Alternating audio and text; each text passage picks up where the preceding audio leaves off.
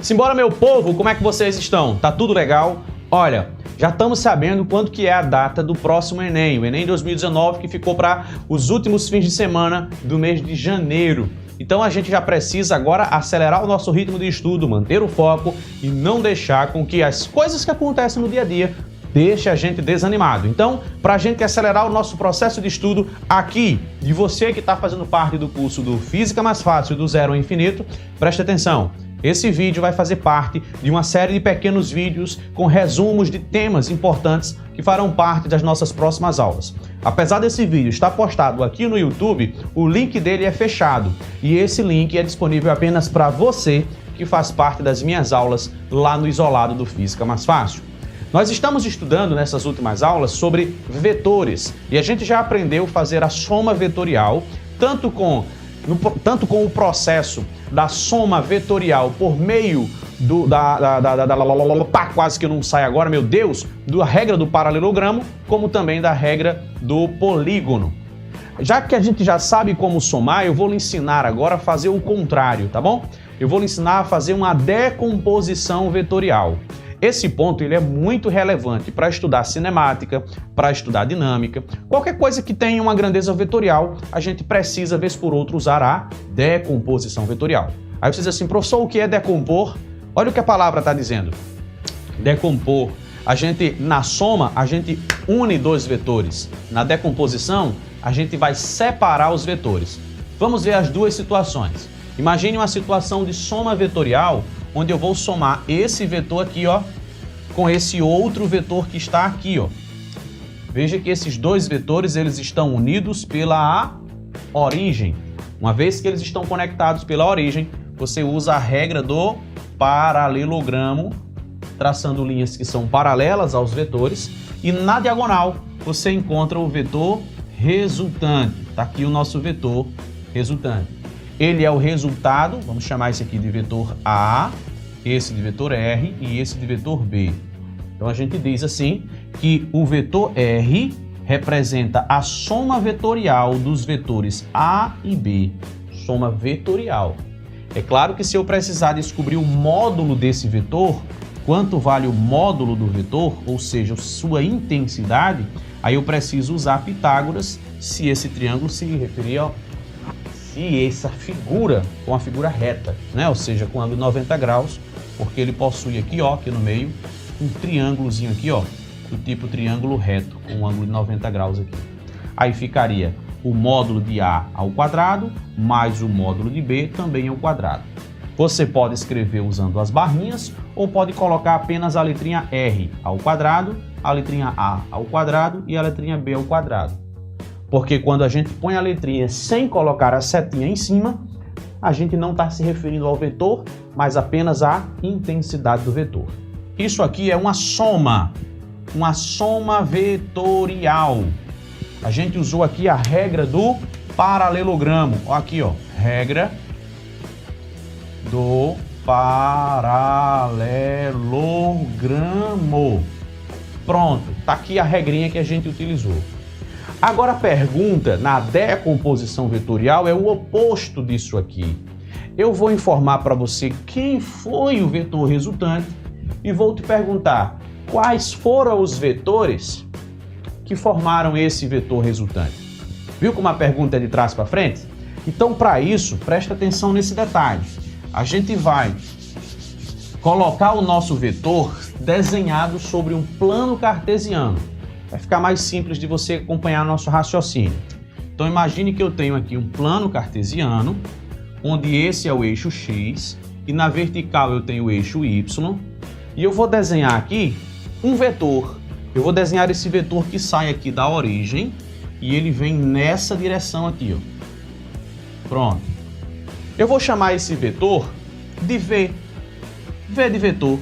Pronto, tá aqui, ó, o nomezinho dele é V. Esse vetor, na verdade, ele é a composição de dois outros vetores. Quais são os vetores que compõem ele? Se eu te perguntar, esse vetor ele aponta para cima, você vai dizer que sim, ele está apontando um pouco para cima. Mas esse vetor ele também aponta para a direita, por isso ele é um vetor composto, ele é composto por outros vetores. Quem são os vetores que compõem ele? Para descobrir quem são as suas componentes, você vai fazer aqui, ó, você vai traçar as projeções desse vetor, tanto na linha horizontal, quanto aqui, ó, na linha vertical. Então, na vertical, esse vetor, ele vem até esse ponto aqui, ó. Ó, tá aqui, ó. Esse vetor é uma componente daquele vetor, ele é parte daquele vetor. Ele serve para dizer que aquele vetor também aponta para cima.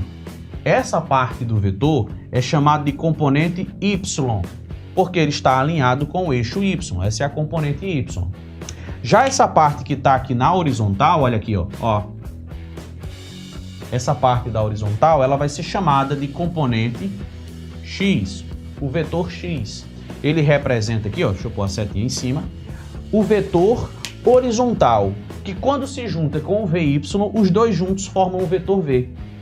Então, decompor o vetor é pegar um vetor que está inclinado e você separá-lo em uma componente X e em uma componente Y.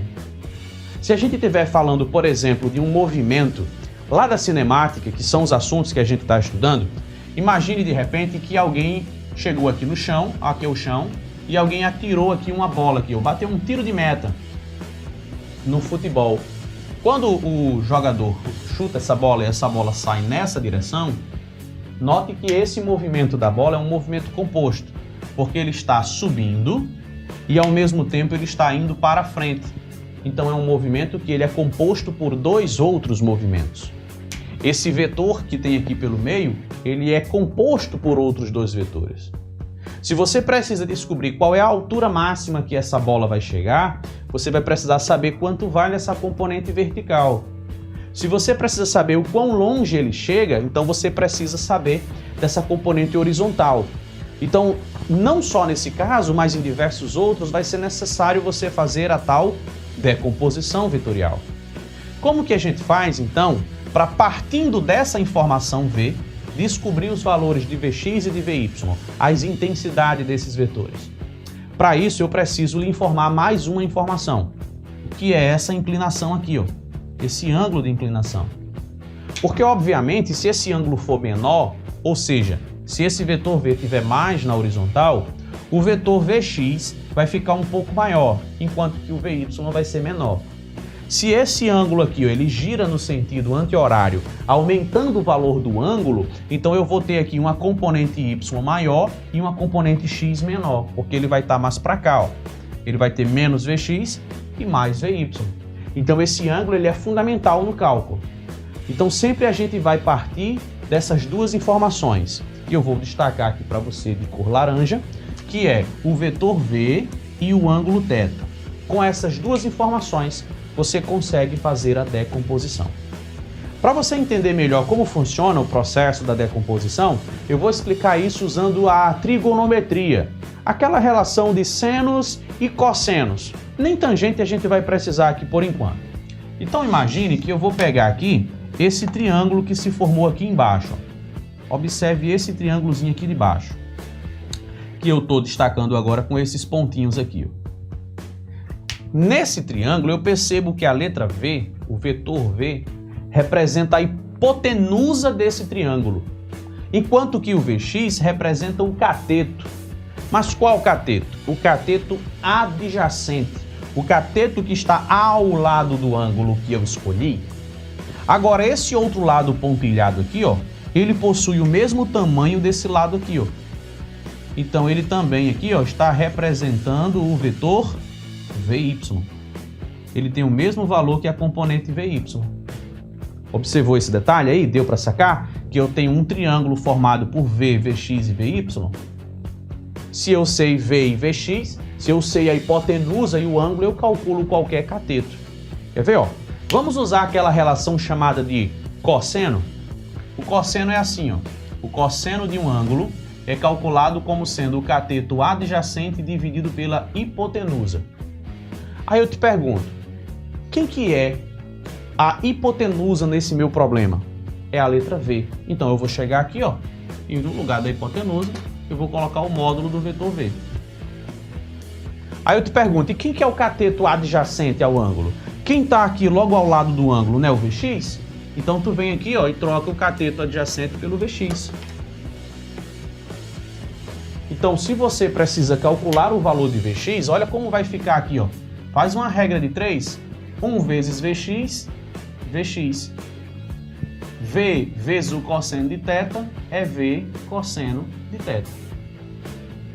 Ou seja, quando você precisar do valor do Vx, basta você multiplicar a velocidade aqui, basta você multiplicar o módulo desse vetor aqui, ó, pelo valor do cosseno desse ângulo.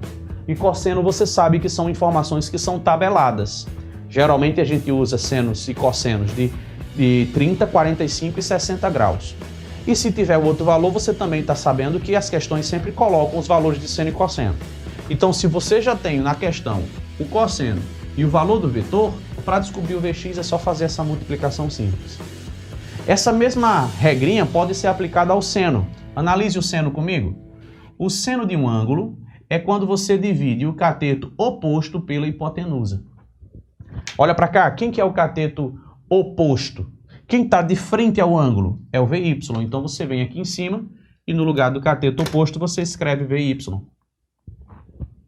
Aqui embaixo você tem a hipotenusa. E quem que é a hipotenusa? A hipotenusa é a letra V. Simples. Aplica uma regra de 3, vamos ver como que vai ficar a nossa conclusão aqui, ó. VY vezes 1 dá 1VY. E V vezes o seno de θ é V seno de θ. Ou seja, quando você precisar descobrir o valor de VY, você vai pegar o valor de V e vai multiplicar pelo seno. Quando você multiplicou o V pelo cosseno, você encontrou o Vx. Quando você multiplica pelo seno, você encontra o VY. Viu como é simples? E para ficar mais simples ainda, eu ainda vou te dar um macete para você sempre descobrir os valores de forma mais direta. Você olha para a figura e pensa assim, ó, vamos começar aqui com esse vermelhinho aqui do Vx. Esse cateto aqui vale quanto? Deixa eu ver quanto que ele vale. Aí você faz assim, ó. Você sabe que esse cateto está com um ângulo. Já esse aqui está sem o ângulo. Então você vai fazer aqui, ó. Esse aqui, ó, é V com o ângulo. Ó o com aqui, ó. Você representa pelo cosseno. É V com o ângulo. Já esse aqui, ó, tá sem o ângulo. Então o VY aqui, ó, o VY ele vai representar o V sem, olha o sem o ângulo.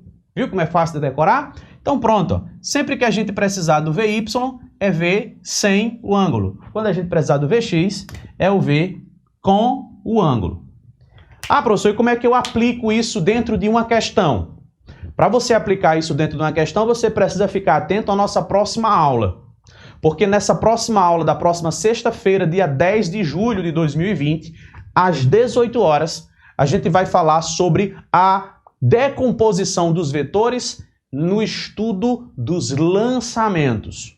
A aula de sexta-feira é sobre lançamento horizontal e lançamento oblíquo. E para isso, a gente vai precisar dessa decomposição vetorial. Tá tranquilo? Tá suave? Bons estudos? E não se esqueça, nós temos encontro marcado toda sexta-feira às 18 horas no Física Mais Fácil. Beijão para vocês, bons estudos e até lá!